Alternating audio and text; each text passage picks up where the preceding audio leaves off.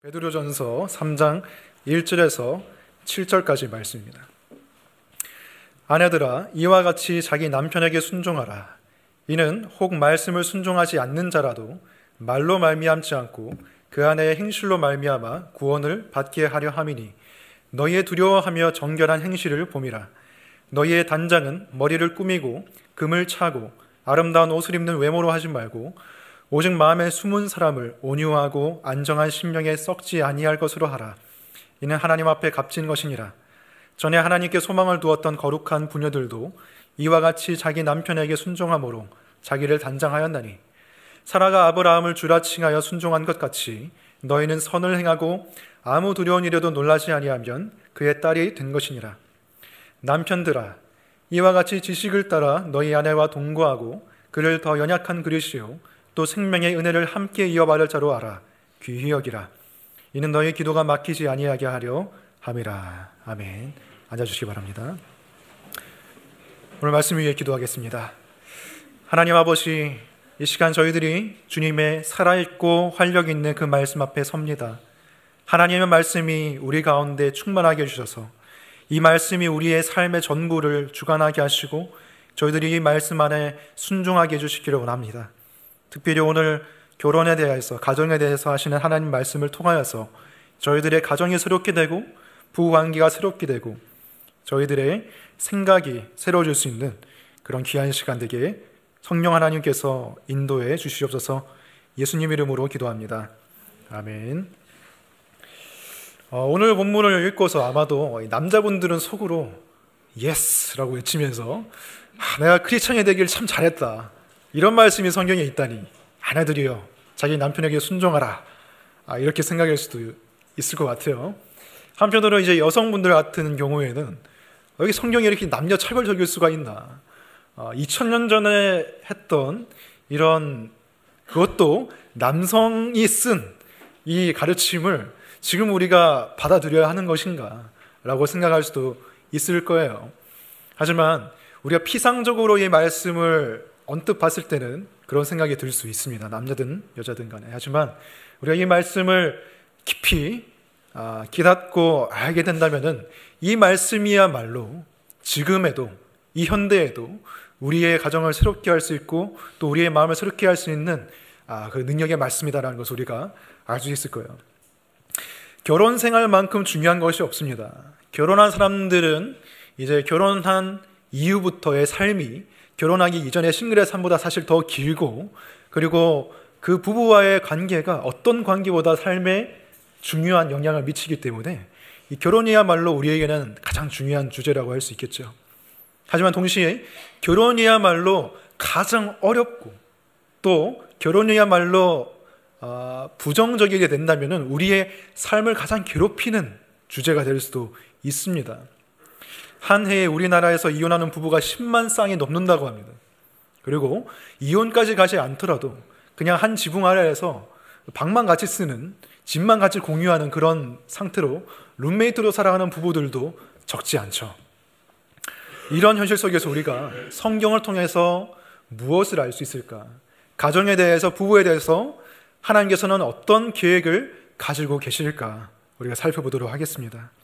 1절을 보시면, 아내들아 이와 같이 자기 남편에게 순종하라 라고 베드로가 말하는데요. 순종하라 라는 말이 지금 우리 죄로 물들어 있는 이 세상 속에서 봤을 때 굉장히 좀 우리가 거부감을 가질 수 있는 그런 말씀이고요. 권위라는 것 자체도 많이 진흙탕 속에 빠져 있고 더러워져 있는 것이 현실입니다. 하지만 이 권위와 그 권위에 대한 순종은 이 성경 안에서 우리가 알고 있는 것보다 더 깊은 뜻을 가지고 있는데요. 먼저 고린도전서 11장 3절을 봤으면 좋겠습니다. 그러나 나는 너희가 알기를 원하노니 각 남자의 머리는 그리스도요 여자의 머리는 남자요. 이 말씀대로 하나님께서는 남자를 여자의 머리로서 창조하셨습니다. 그래서 남자는 책임감을 가지고 결정을 내리고, 여자는 그러한 남자의 결정에 따라 그 결정을 지지해주고 존중해주는 존재로서 하나님께서 역할을 정해주셨어요. 하지만 이 말씀은 여자는 어떤 부분에서든지 어떤 집단에서든지 직장이나 정부 단체나 학교에서나 그런 곳에서 리더를 할 수 없다고 말하는 것은 아닙니다. 다 리더가 될 수 있어요, 여자도. 하지만 특별히 가정 안에서만큼은 하나님께서 남자가 머리가 되고 여자는 남자에게 순종하라고 말씀하고 계십니다. 그러나 그 이유가 여자가 남자보다 열등한 존재이기 때문에 그렇게 하라고 한 것은 전혀 아니에요. 다시 고린도전서 11장 3절의 후반부를 보시면 여자의 머리는 남자요 그리스도의 머리는 하나님이시니라 라고 되어 있습니다. 여기서 그리스도의 머리가 하나님이시라 라고 되어 있는데요, 성부가 성자보다 우월하시기 때문에, 또는 성자가 성부보다 열등하시기 때문에 성자가 성부께 순종한다는 말일까요? 결국 그렇지 않습니다. 성경은 삼위일체의 하나님께서, 삼위의 하나님께서 동등하시지만, 그 능력과 영광에 동등하시지만 그 세 분 하나님 사이에 사랑 가운데서 언약을 맺으셨습니다. 그 언약과 약속 속에서 성부 하나님이 머리 역할을 하셔서 계획하시고 결정하시고, 성자 하나님은 그 성부 하나님께 순종하도록 그 역할을 서로 가운데 맺으셨다는 거예요. 이와 같이 남녀도 거룩한 언약의 관계 가운데 있습니다. 우리가 결혼할 때 그 결혼은 그냥 인간적인 약속이 아니라 하나님 앞에서 언약식을 맺는 거예요. 그 언약 가운데서 하나님께서는 하나님의 창조의 원리에 따라서 남자를 여자의 머리로, 여자는 남자를 존중해주고 지지해주는 역할을 하도록 만드신 거예요. 역할과 기능이 다른 것이지 남녀 사이에 어떤 우월감이나 열등한 지위가 있는 것은 아닙니다. 다시 1절 말씀을 보시면, 아내들아 이와 같이 자기 남편에게 순종하라. 이는 혹 말씀을 순종하지 않는 자라도 말로 말미암지 않고 그 아내의 행실로 말미암아 구원을 받게 하려 함이니. 자, 여기서 아내들에게 어떤 남편에게 순종하라고 말하고 있습니까? 베드로는 특별히 믿지 않는 남편을 둔 아내들에게 그 남편에게 순종하라고 말하고 있습니다. 혹 말씀을 순종하지 않는 자라도, 이 남편은 말씀에 순종하지 않는 사람입니다. 믿음이 없기 때문에. 이 믿음이 없는 남편에게, 하나님 말씀을 거들떠보지 않는 이 남편에게 어떻게 해야 아내가 이 남편을 구원으로 인도할 수 있을까요? 베드로는 행실을 보이라고 말하고 있습니다. 말뿐만이 아니라 행실로 이 남편을 그리스도께로 인도해야 된다고 말하고 있어요. 쉽게 선택할 수 있는 방법은 사실 말이죠. 남편을 어떻게 해야 교회로, 구원으로 인도할 수 있을까? 남편에게 말합니다. 남편 잘 들어봐. 하나님께서 이 세상을 창조하셨어. 근데 이 세상이 인간의 죄 때문에 타락했어. 하나님께서 그래서 예수님을 보내셨고, 예수님을 믿어야 우리가 구원을 받고, 안 믿으면 지옥 가. 남편, 나랑 같이 교회 가자. 제발 같이 구원받자. 이렇게 말할 수 있겠죠. 그리고 집에 무슨 말씀 구절을 액자를 붙여놓는다든지, 극동방송 라디오를 틀어놓는다든지, 이런 식으로 남편에게 말로써 이렇게 설명을 하고 설득을 해서 끌어들이려고 할 수가 있습니다. 하지만 믿지 않는 남편의 입장에서 한번 생각해 봅시다. 특히 이때 기독교가 생긴 지 얼마 안 됐을 당시에 이 남편의 입장에서 생각해 보면, 어느 날 갑자기 아내가 달라졌어요. 아내가 일요일만 되면 어느 비밀스러운 모임에 가서 예배를 드리고요. 그리고 보면 그리스도라는 분, 어떤 보이지 않는 분과 영적이고 신비한 어떤 교제를 나누고 기도를 하고, 생전 듣지도 못했던 어떤 노래를 막 부릅니다. 아무튼 간에 이상해졌어요. 근데 만약에 이 아내가, 이상해진 아내가 가정도 소홀히 하고 남편도 잘 존중하지 않고 남편을 잘 따르지 않는다면 이 남편이 어떻게 생각하겠습니까? 그런 상황 속에서는 아무리 아내가 남편에게 말로서 설득하고 여보 교회 가자, 복음을 전하고 이렇게 해도 귀에 들어오지 않아요. 그것은 그냥 잔소리에 지나지 않게 되는 것이죠. 물론 복음을 전할 필요가 없다는 것은 아닙니다. 말로써 복음을 전해야 되고, 믿음은 들음으로 말미암아 생긴다고 했고요. 베드로전서에서도 베드로는 1장 23절에서 너희가 거듭난 것은 썩어질 씨로 된 것이 아니요 썩지 아니할 씨로 된 것이니 살아있고 항상 있는 하나님의 말씀으로 되었느니라 라고 말합니다. 즉, 사람을 거듭나게 하는 것은 하나님의 말씀이다. 하나님의 말씀이 들리고 마음에 심겨져야만 사람이 거듭날 수 있다고 베드로는 말하고 있습니다. 그래서 믿지 않는 남편의 귀에는 그 복음의 말이 들려야 합니다. 하지만 말로만 해서는 안 된다는 것이죠. 말로만 해서는 안 되고 아내의 정결한 행실이 뒷받침되어야만 그 남편이 구원의 길로 인도받을 수가 있다는 것입니다. 그렇다면 아내가 행해야 될 정결한 행실, 그 행실은 무엇인가? 2절 말씀입니다. 너희의 두려워하며 정결한 행실을 봄이라. 크게 두 가지를 말하고 있죠. 두려워하는 것과 정결한 행실. 여기서 두려워한다는 것은 남편 앞에서 공포에 떨면서 덜덜덜 떠는 그런 모습이 아니고요. 남편을 존경하고 존중하고 높여주는 것을 말하고 있습니다. 그리고 정결한 행실은 세상적인 가치관에 물들지 않는, 세상적인 유혹에 빠지지 않는 아내의 정결한 마음, 행실에 대해서 말하고 있는 거예요. 베드로는 먼저 아내가 보여야 할 정결한 행실에 대해서 말하고 있습니다. 3절과 4절 말씀 보겠습니다. 너희의 단장은 머리를 꾸미고 금을 차고 아름다운 옷을 입는 외모로 하지 말고 오직 마음에 숨은 사람을 온유하고 안정한 심령에 썩지 아니할 것으로 알아. 이는 하나님 앞에 값진 것이니라. 한마디로 말하면 겉으로 드러나는 아름다움이 아니라 내면에서 뿜어져 나오는 아름다움이 더 중요하다는 것이에요. 고대 로마 제국의 여성들은 참 형형 색깔의 머리 색깔을 이렇게 염색을 했다고 합니다. 요즘 그 아이돌 걸그룹들이 하는 그런 머리 색깔이죠. 보라색, 빨간색, 녹색, 노란색, 주황색 이런 색깔들로 머리를 염색을 했고요. 그리고 머리를 정교하게 따서 쌓아 올리기도 하고 말기도 하고 웨이브를 주기도 하고 그런 식으로 했다고. 요즘 여성분들과 크게 다를 것은 없어요.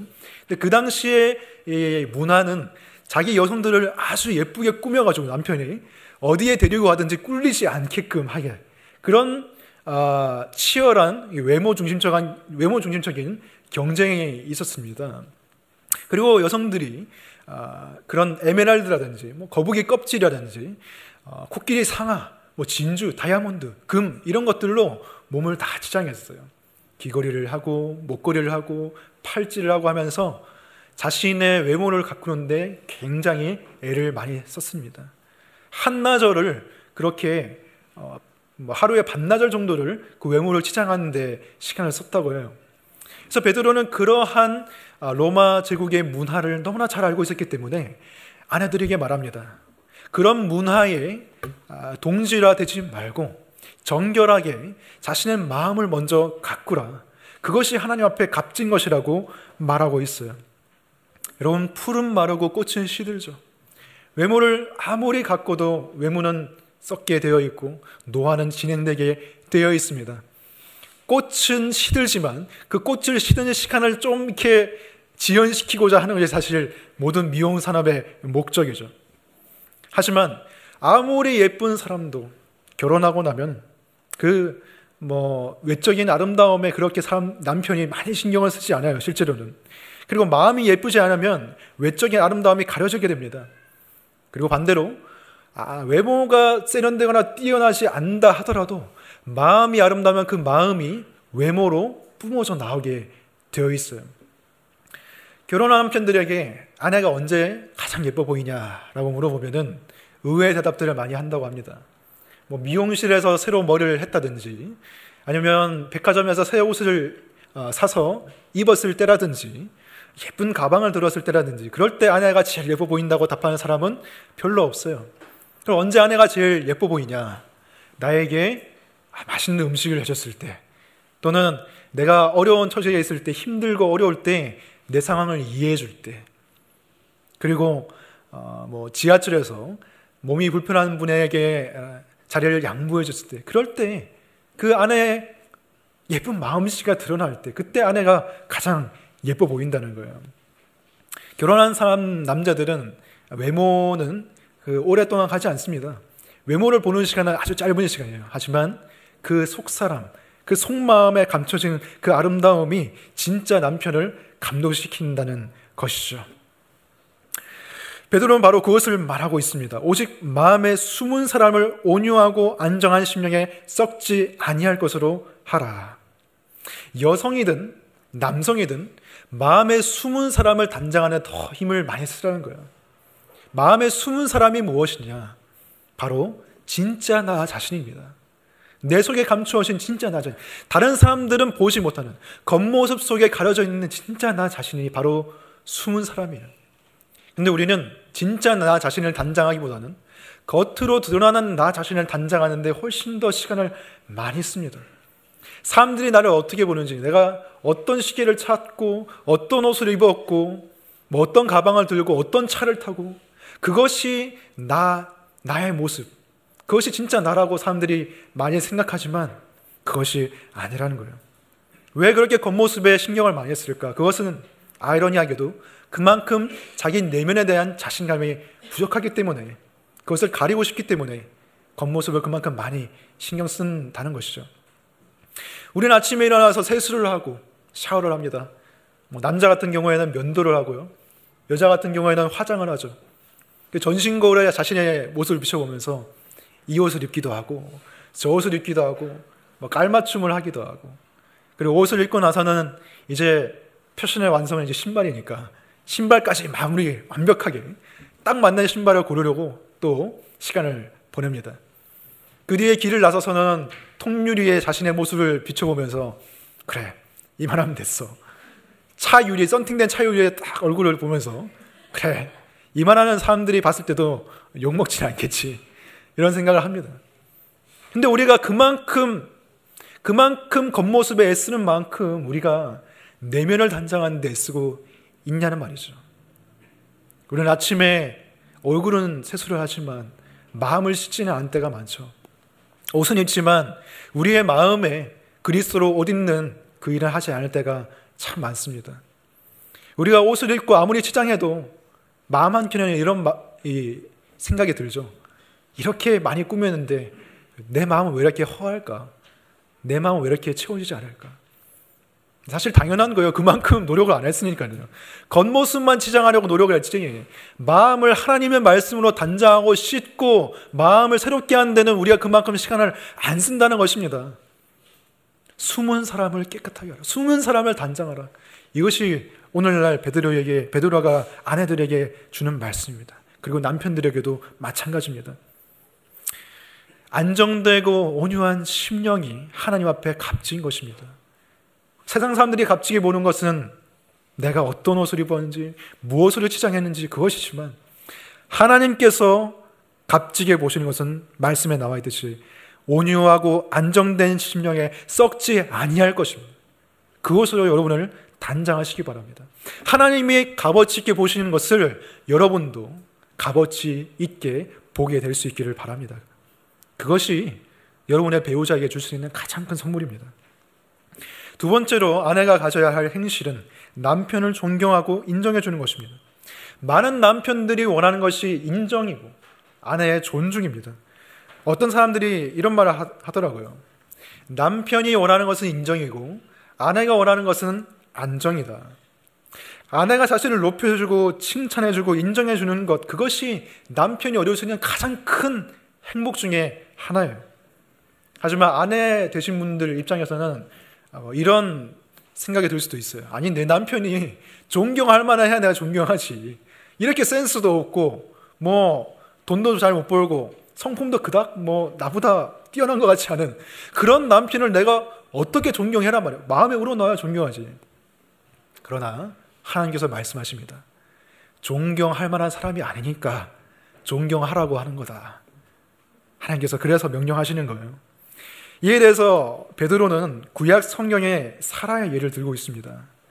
5절과 6절 보시겠습니다. 전에 하나님께 소망을 두었던 거룩한 부녀들도 이와 같이 자기 남편에게 순종함으로 자기를 단장하였나니, 사라가 아브라함을 주라 칭하여 순종한 것 같이 너희는 선을 행하고 아무 두려운 일에도 놀라지 아니하면 그의 딸이 된 것이니라. 아브라함의 아내인 사라는 남편을 존중하고 높여줄 줄 아는 그런 아내였다는 것이죠. 사라는 아브라함을 주님이라고 불렀습니다. 주라고 불렀습니다. 그렇다고 해서 여러분들이 오늘부터 집에 가서 아내분들이 남편에게 주님, 주인님 뭐 이렇게 불러라는 건 아니에요. 그렇게 하면 남편분이 뭐 오늘 잘못 먹었니? 뭐 어디 아프니? 이렇게 말할 거예요. 그게 아니라요. 이 주님이라는 말, 주라는 말은 그 당시에 존칭어였습니다. 예전에도 우리나라에는 옛날에 남편을 높여 부르는 말이 있었죠. 지금은 안 쓰지만 뭐 서방님이라든지 낭군님이라든지 뭐 부군 이런 말로서 남편을 높이는 문화가 분명히 있었어요. 하지만 지금은 그런 게 없습니다. 그렇다고 해서 뭐 부군님, 낭군님 이렇게 불러라는 게 아니라 그러한 마음을 가지고 남편을 높여주고 존중해주는 그런 태도를 가지라는 것입니다. 근데 여러분, 아브라함이 어떤 사람입니까? 아브라함이 존경을 받을 만한 사람이었을까? 물론 믿음의 조상이죠, 아브라함이. 하지만 우리가 창세기를 잘 살펴보면요, 아브라함의 실수를 많이 저질렀습니다. 하나님께서는 아브라함에게 나타나셔서 아브라함에게 내가 너에게 가나안 땅을 주겠다고, 가나안 땅에 살아야 한다고 말씀하셨어요. 근데 가나안 땅에 기근이 들었을 때 아브라함은 하나님과 한마디의 상의도 없이 이집트로 이사를 갔습니다. 그리고 이집트에서는 더 큰 고의적인 실수를 저질렀죠. 아내가 너무 예뻤던 거예요. 사라가 너무 예뻐가지고 이집트의 사람들이 나를 죽이고 이 사라를 뺏어가면 어떨까 라는 걱정을 아브라함이 했습니다. 그래서 아브라함은 아내에게 말했어요. 누가 물어보면 아내라고 하지 마. 그냥 내 누이라고 해. 그래서 결국은 파라오가 그 아내를 뺏어가게 됐죠. 누이인 줄 알고. 여러분, 이것이 아브라함이 아내에게 행했던 그런 행동들입니다. 얼마나 정말 상상할 수 없는 그런 만행을 저질렀습니까? 그런데도 사라는 이 존경할 수 없는 남편을 향하여서 주라고 불렀다고 베드로는 말하고 있습니다.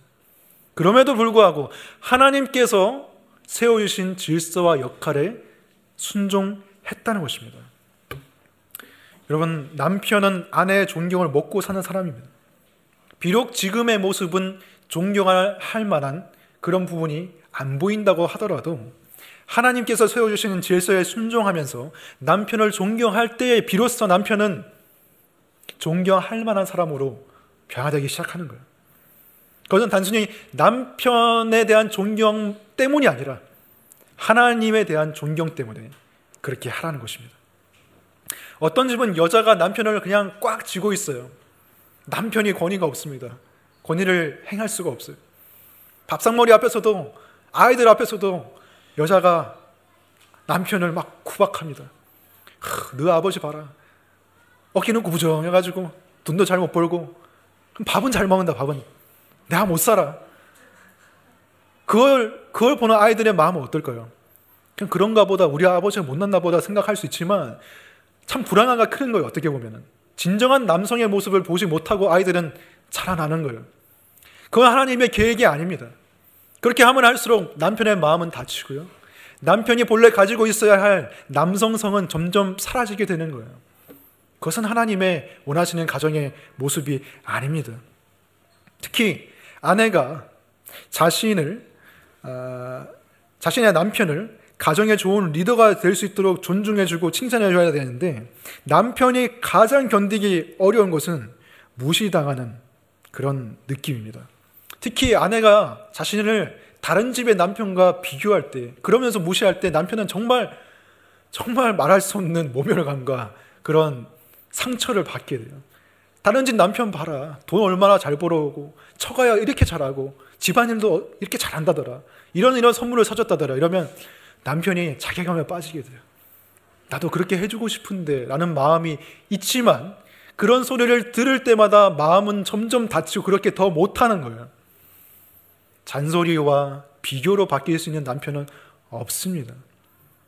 그렇게 남편을 무시하는 여자들도 사실 속으로는 남편이 리더의 역할을 해주고 영적으로나 육적으로나 이렇게 가정을 지켜주고 남성다운 모습을 보여주기를 사실은 원하고 있어요. 하지만 어떻게 그렇게 해줘야 될지 모르기 때문에 사실 미성숙한 부분이 있기 때문에 남편을 세워주지 못하는 것이죠. 하지만 우리가 이 말씀에 따라서 정말 남편이 그럴 만한 자격이 없다고 하더라도 그 남편 때문이 아니라 하나님 때문에 그렇게 존중해 주시고 인정해 주시기 바랍니다. 우리도 자격이 없죠. 우리도 자격이 없지만 하나님께서 우리를 사랑해 주시고 우리를 하나님의 자녀라고 불러주십니다. 우리를 귀하게 여겨주십니다.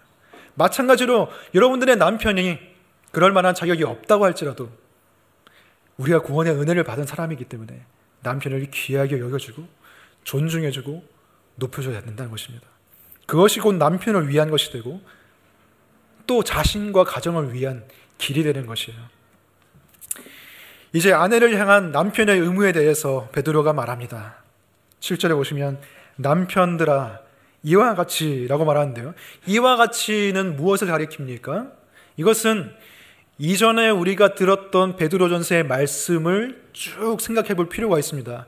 이와 같이라는 것은 1절에도 아내들아 이와 같이라고 말하는데 이와 같이는 국민이 국가의 권위에 순종함과 같이, 그리고 직장에서 일터에서 직장인들이 상사에게 순종함과 같이, 이와 같이 아내들도 남편에게 순종하라. 남편을 지지해주고 인정해주고 남편을 세워줘라. 그리고 이와 같이 남편들도 아내에게 순종하라라는 것입니다. 아니, 이제까지 아내가 남편에게 순종하라는 것을 참 계속 말하고 있었는데 이제 와서 남편도 아내에게 순종하라, 이건 좀 모순적이지 않은가라고 생각될 수 있지만, 에베소서 5장을 보시면, 에베소서 5장 22절을 보시면 바울이 말합니다. 아내들이여 자기 남편들에게 복종하기를 주께 하듯 하라라고 했는데, 그러나 바로 앞 구절을 보면 뭐라고 말합니까? 21절에 보시면 그리스도를 경외함으로 피차 복종하라. 피차 복종하라.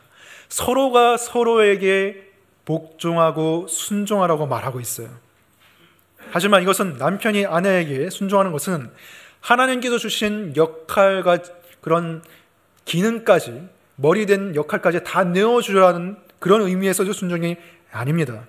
어떤 식의 순종입니까? 에베소서 5장 25절입니다. 남편들아 아내 사랑하기를 그리스도께서 교회를 사랑하시고 그 교회를 위하여 자신을 주심같이 하라.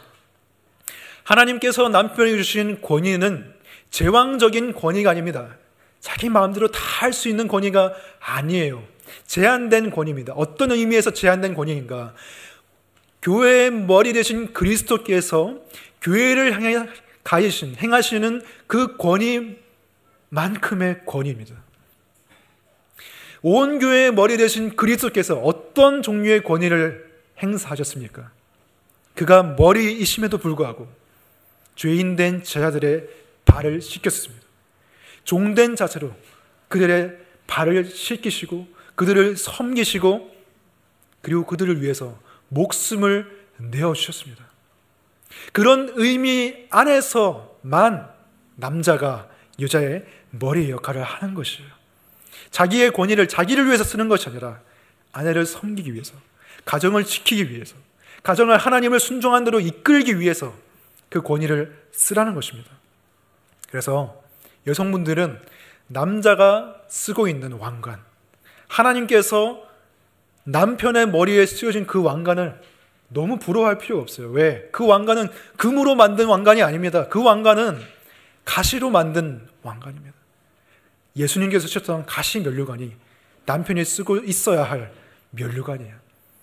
고생과 고난과 희생과 책임감과 그 모든 것이 머리에 박혀있게끔 하는 그 면류관을 남편이 쓰고 있는 거예요. 그런데 남편도 그 면류관을 여자에게 씌워주려고 하면 안 됩니다. 이 면류관 내가 너무 지기 힘들어. 당신이 써, 당신이. 이것은 남자로서의 하나님께 주신 역할을 포기하는 것입니다. 그렇다면 구체적으로 남편은 아내에게 어떻게 해줘야 합니까? 첫 번째로 베드로는 지식을 따라 너희 아내와 동거하고라고 말합니다. 지식을 따라서, 즉 아내가 어떤 존재인지 지식이 있어야 되고 아내가 어떤 사람인지 이해를 해야 된다는 거예요. 저는 결혼하기 전에 3년 반 동안 연애를 했습니다.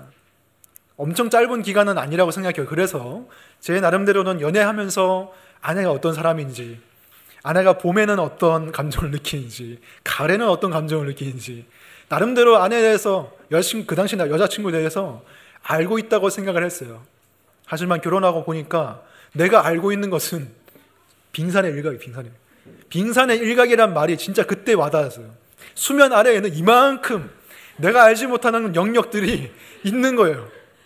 좋은 부분이든 나쁜 부분이든 간에 이만큼이 있는 거예요. 하루하루 매일마다 아침마다 새롭고 늘 새로운 거예요. 아마 아내도 똑같은 생각을 했을 거예요. 저 사람이 연애 때랑 결혼이 왜 이렇게 다르지? 내가 알던 사람이 맞나? 이런 생각을 분명히 했을 것입니다. 성격 유형 검사를 해보면 아내와 저는 완전 반대입니다. 저는 내향적이고 아내는 외향적이에요. 저는 이성적이고 아내는 감성적이에요. 저는 계획적이고 아내는 즉흥적이에요. 저는 현실적이고 아내는 이상적이에요. 맞는 게 하나도 없어요. 설교를 같이 들어도 다르게 해석하고 반응하고요. 영화를 똑같은 걸 봐도 다 다르게 반응해요. 그래서 저는 이렇게 생각했어요. 내 생각에 맞고 아내의 생각은 틀렸다. 나는 이성적이기 때문에 내 생각이 맞아. 아내는 틀렸어 라고 생각을 했습니다. 하지만 생각해보면 볼수록 그게 아니고 내가 맞고 아내가 틀린 게 아니라 내가 아내에 대한 지식이 그만큼 없기 때문에 아내를 이해하지 못하기 때문에 그렇게 오해했다는 거예요.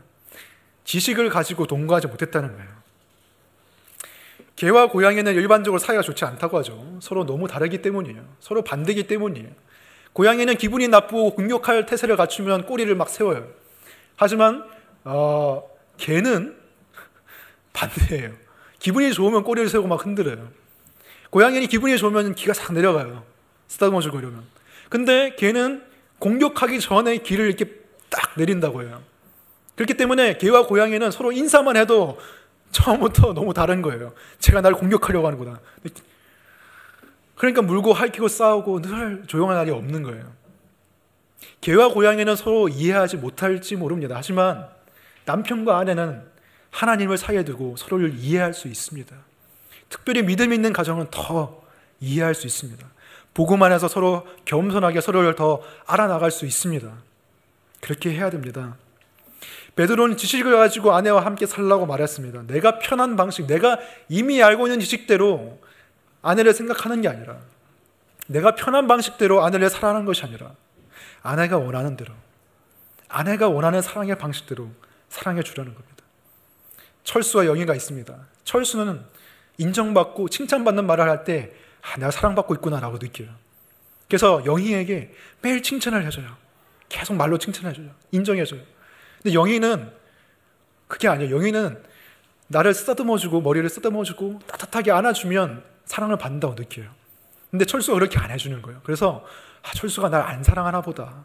왜 나를 안아주지도 않고 잘 안아주지도 않고 머리를 쓰다듬어주지도 않는 거야 라고 생각하는 거예요. 그럼 철수가 어떻게 해야 되겠습니까? 아내에 대한 지식을 가지고 아내가 원하는 방식으로 아내에게 맞춤식 사랑을 해줘야 되는 거예요. 내가 편한 대로 하는 게 아니라 내게 익숙한 방법대로 사랑하는 것이 아니라 아내가 원하는 방식대로 사랑하는 것이 진짜 사랑하는 거예요. 물론 그것을 단번에 파할 수 있는 남자는 거의 없습니다. 제 생각에 1% 될까? 여성분들, 제가 남성의 입장에서 여성분들에게 부탁하고 싶은 것은 내가 말 안 해도 알겠지라는 생각을 좀 거두시기를 바랍니다. 내가 굳이 말해줘야겠어? 이런 것까지 내가 말해줘야 그렇게 해야겠니? 라고 생각하시겠죠. 그리고 자존심이 상할 수 있습니다. 난 이렇게 해야 사랑받는 걸 느껴요. 하지만 남편의 입장에서는, 남자 입장에서는 말 안 해주면 몰라. 그겁니다. 안 해줘도 아는 남자가 있을 수 있어요. 정말 있을 수 있습니다. 하지만 그런 남자는 뭐 이런 말 하기 좀 뭐하지만 대부분 여자를 좀 잘 홀리는 그런 사람이에요. 예. 아닌 분들도 있을 수 있습니다. 그렇기 때문에 남편이 그걸 너무 모른다고 해서 이 사람 참 내가 잘못 만났구나 하는 게 아니라 이 사람 참 우직하구나, 믿을 만한 사람이구나, 다른 여자를 홀리지 않겠구나. 그래서 좀 자존심 상하더라도 말해주시면 좋겠습니다. 이렇게 할 때 나는 사랑받는 걸 느껴. 이렇게 당신이 해줬으면 좋겠어 라고 말을 하면 남편이 이렇게 깎여 나가요. 모난 부분이. 남편은 원석입니다. 돌입니다. 돌이에요. 그 돌을 깎아 나가야 돼요. 여자가 아름다운 조각상으로 원석을 발견해서 여러분들이 교육을 잘 시키시기 바랍니다. 그러면 여러분들을 정말 맞춤식으로 사랑해 주신 남편으로 거듭나게 될 거예요. 다음으로 베드로는 그를 더 연약한 그릇이요 또 생명의 은혜를 함께 이어받을 자로 알아 귀히 여기라고 말합니다. 여기서 더 연약하다는 뜻은 무엇입니까? 우선 우리가 한 가지 짚고 넘어갈 것은 더 연약하다는 비교급을 썼다는 거예요. 더 연약하다. 그 말은 남자도 연약하다는 거예요. 남편도 연약한 부분이 있고 부족한 부분이 있고 숨기고 싶은 부분이 있다는 거예요. 하지만 여성이 남성보다 더 연약한 어떤 측면이 존재한다는 뜻입니다. 그것이 어떤 측면일까요? 이것은 여자가 남자보다 지적으로 연약하다는 말은 전혀 아닙니다. 여러분 학교 가보세요. 요즘에 수석하고 1등하는 장학금 받는 그 학생들을 보시면 다 여자입니다. 그리고 이 말은 여자가 남자보다 감정적으로 연약하는 말도 아닙니다. 진짜 감정적으로 연약한 그 존재는 남성이에요. 여러분 남자한테 지금 어떤 마음이 드십니까? 지금 어떤 느낌이 드십니까? 라고 물어보세요. 그러면 99%의 남자는 내가 무슨 느낌을 가지고 있냐고요? 모르겠는데요. 이렇게 답할 것입니다. 하지만 여자한테 물어보세요. 여자는 말할 준비가 되어 있습니다. 물어보면 내 감정이 어떻고 이때 슬펐고 이때 기뻤고 다 말해줍니다. 그리고 감정적으로 어떻게 감정의 아픔을 해소해야 될지 여자들은 잘 알고 있어요. 남자들은 그냥 막 욕하고요. 거친 방식으로 감정을 해소해요. 어떻게 감정을 해소해야 될지 잘 모르는 사람들이 많아요. 하지만 여자들끼리 모여서 건전한 수다와 대화를 통해서 커피 한 잔을 마시면서 감정을 잘 해소해요. 그러니까 여자가 감정적으로 더 강한 측면이 있어요. 그리고 이 말은 여자가 남자보다 영적으로 연약하다는 말이 절대 아닙니다. 여자가 영적으로 훨씬 발달되어 있는 부분이 있습니다. 그리고 초대교회 때부터 지금까지 교회에서 봉사를 더 많이 한 사람들은 여자입니다. 그리고 우리 교회는 좀 성비가 섞여 있는 편이지만 전체적인 기독교의 인구를 봤을 때는 여성이 훨씬 많아요. 우리나라에서도 보면. 그래서 여성이 영적으로 연약한 것도 아니다. 그렇다면 어떤 측면에서 여성이 남성보다 더 연약하다는 뜻이냐? 바로 신체적인 측면에서 여자는 남자보다 더 연약하다는 뜻입니다. 물론 아닌 사람도 있습니다. 분명히 아닌 사람도 분명히 있어요. 남자가 더 약한 사람도 분명히 있습니다. 하지만 일반적으로 대개는 물리적인 힘이 남자가 더 강해요. 그래도 과학적으로 보면은 여성의 피부가 남성보다 통증에 더 예민하다고 하고요. 여성의 혈액은 남성보다 수분 대비 적혈구가 더 적어서 적혈구가 이제 산소를 운반하는 역할을 하잖아요. 그래서 적혈구가 좀 더 적다 보니까 쉽게 더 피로해지고 지치는 측면이 있다고 해요. 그리고 여성은 임신을 하잖아요. 아기를 가지면 참 연약해집니다. 몸을 가누기가 힘들어지고 많은 위험에 노출되게 됩니다. 그래서 남자에게 하나님께서 건강한 신체, 더 강한 물리력을 주신 거예요. 더 강한 근육, 더 튼튼한 뼈대, 골격을 남자에게 주셔서 연약한 그릇인 아내를 보호해라. 가정을 지켜라. 그 테두리 역할, 울타리 역할을 할 수 있도록 해주신 것입니다. 베드로가 지금 남녀를 그릇으로 비유하는데 제가 좀 다르게 비유를 해보자면 남자는 스테인리스 컵과 같아요. 좀 막 굴려도 돼요. 앞으로 지침 뒤로 지침 이렇게 해도 돼요. 떨어뜨려도 되고 던져도 돼요. 심지어는 그 스테인리스 컵으로 땅을 파도 돼요. 흙으로 더럽혀줘도 됩니다. 하지만 여자는 마치 와인잔 같아요. 그래서 쉽게 깨질 수 있어요. 절대 떨어뜨리면 안 돼요. 절대 던지면 안 돼요. 잘 보관해야 돼요. 그리고 귀한 날에 딱 꺼내가지고 좋은 음료를 거기에 부어 마셔야 돼요. 스테인리스 컵은 그냥 거기에 뭐 쿨피스나 콜라나 이런 거 부어가지고 이렇게 마시면 돼요. 근데 와인잔은 우리가 그렇게 안 해요. 와인잔에는 아주 고급스러운 향이 풍기는 몇십 년 묵은 프랑스 와인을 이렇게 딱 따라서 마시는 거예요.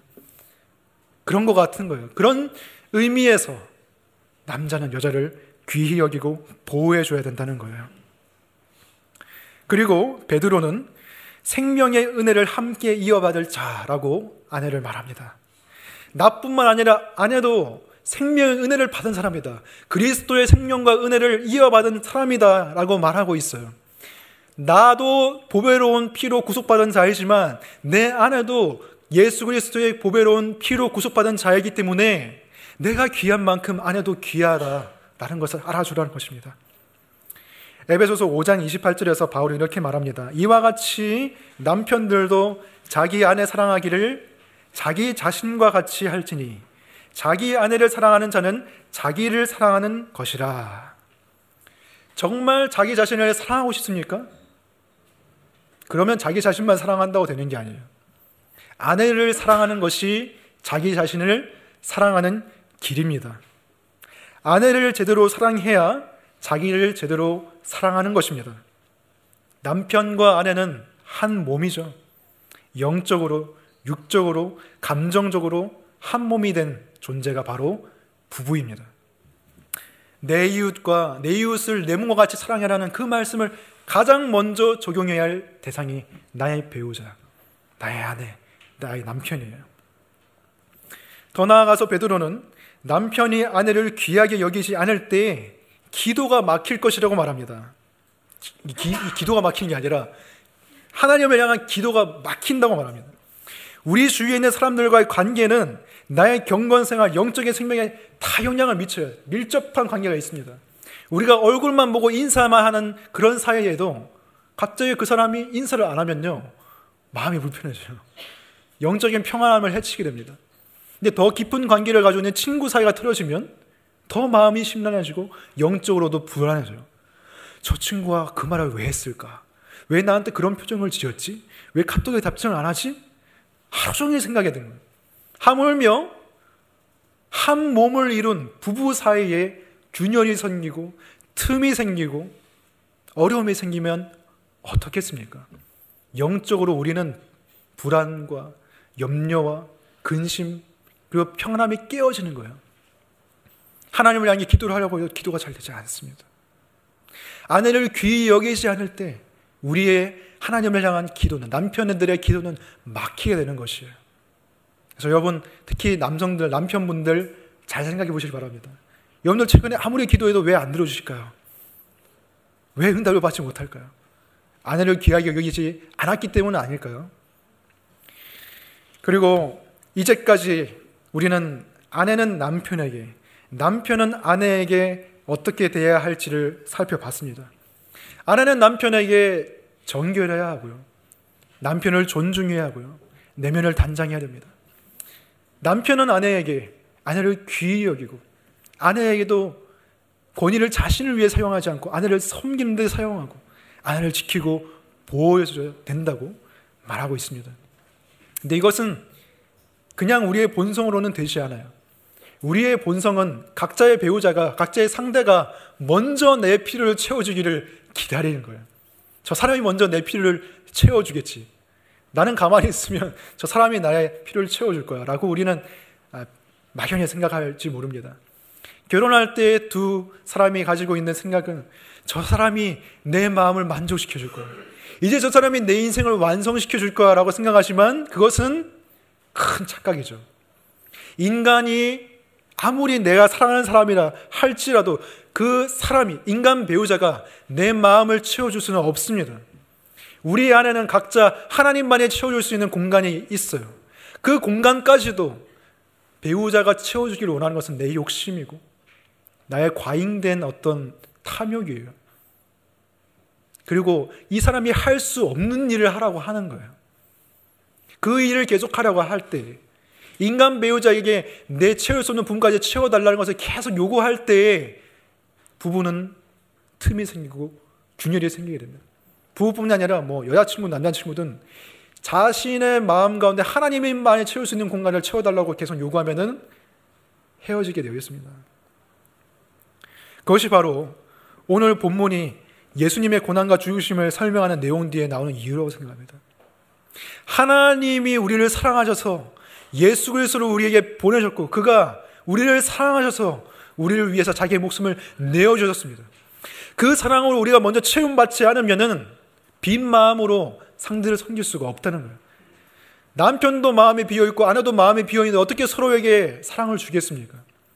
우리를 향하신 하나님의 사랑으로 그 사랑이 우리 마음에 흘러 넘칠 때 각자에게 사랑을 주고 섬길 수가 있다는 거예요. 예수 그리스도의 고난과 죽으심에 대한 가르침 뒤에 이 부부에 대한 가르침이 나오는 것은 정말 중요한 의미를 가지고 있습니다.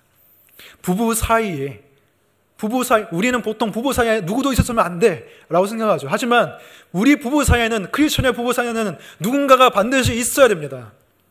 그분이 누굽니까? 바로 예수 그리스도입니다. 거룩한 삼각관계가 이루어져야 됩니다. 부부 사이에 아무도 없어야 되는 것이 아니라 위의 꼭지점에 그리스도가 계시고 양 옆에 남편과 아내가 있어야 됩니다.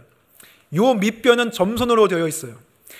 이 두 사람이 서로에게 더 가까이 가기 위해서는, 서로를 더 알아가기 위해서는 예수 그리스도를 더 알아가야 됩니다. 예수 그리스도에게 더 가까이 가는 길만이 서로에게 진짜 가까워지고 서로와 연합하는 길입니다. 그리스도를 중심으로 두시기 바랍니다. 서로의 삶이 그리스도를 가리키도록 하시기 바랍니다. 서로의 언어와 행동이 예수님을 나타낼 수 있도록 하시기 바랍니다. 남편은 남편의 권위로서 아내를 누르는 것이 아니라 같이 예수 그리스도를 더 잘 섬기자고, 우리가 함께 예수님께, 하나님께 더 순종하자고 하는 식으로 자신의 권위를 사용해야 됩니다. 여성들도 남편이 예수 그리스도를 더 잘 섬길 수 있도록 존중해주고 지지해주고 남편의 믿음을 강화시켜주는 쪽으로 나아가야 됩니다. 그렇게 해야만 서로가 서로를 더 잘 이해할 수 있고, 결혼 생활이 지겹기만 한, 그냥 꾸역꾸역 참기만 한, 헤어지기 전까지 그냥 참고 살아야 되는 그런 무기징역수 같은 그런 삶이 아니라 매일매일 그리스도를 더 알아감으로 말미암아, 그분을 더 깨달음으로 말미암아 그분의 영광을 서로에게 나타내주고 그 사랑을 흘려보내주는 말미암아 서로에 대한 새로운 모습을 더 알아나가고 더 거룩한 모습으로 변화되는 것이 바로 하나님께서 우리에게 기획해 주신 크리스천의 결혼 생활입니다. 이러한 생활이, 이러한 부부의 모습, 이러한 가정의 모습이 저와 여러분 가운데 이루어지기를 주님의 이름으로 축원합니다.